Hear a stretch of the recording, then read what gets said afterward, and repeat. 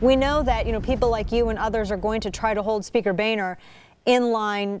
But what are you looking at, though, coming into this session out of recess?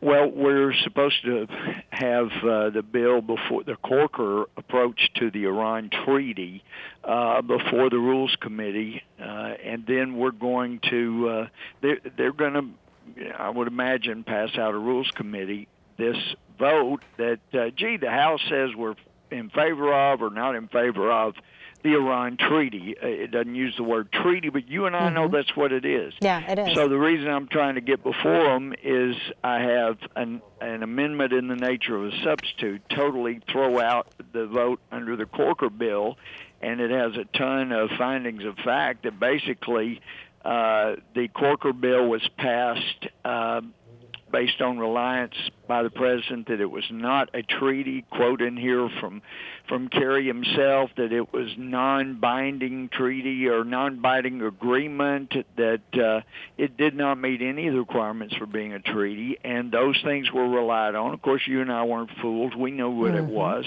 But for all of those that voted for the Corker-Cardin bill that said, we're going to have to have two-thirds vote to disapprove this in both the House and Senate.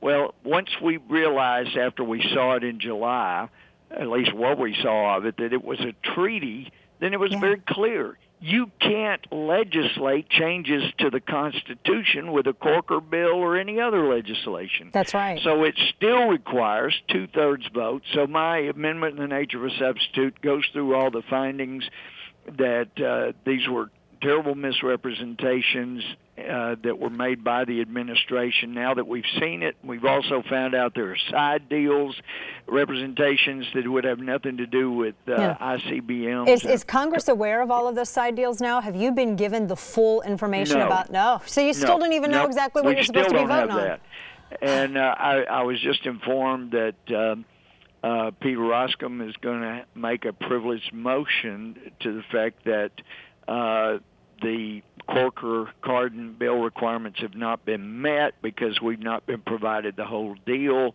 and that this would be delayed until it is. But I would submit that even based on what we've seen, it is a treaty that has been worked out with the Iranian people.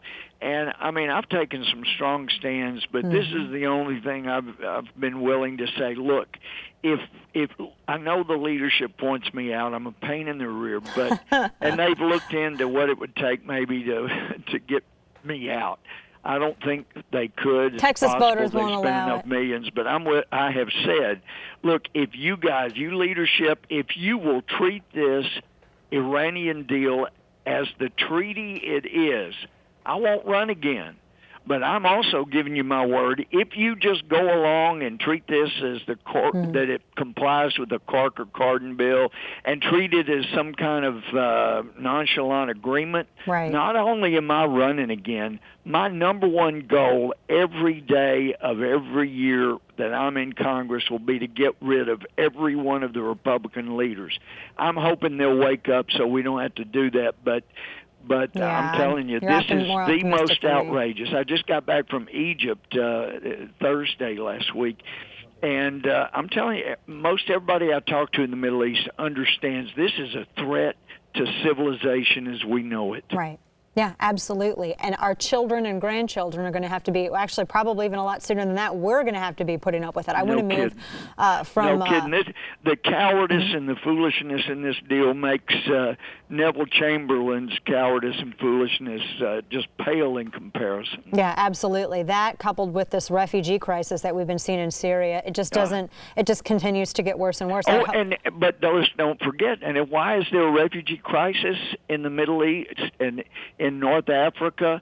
It's because President Obama went on after Libya, bombing Gaddafi to take him out. Couldn't have done it without our bombing. He demanded Mubarak go out, and thank God Egypt has stood up on that side.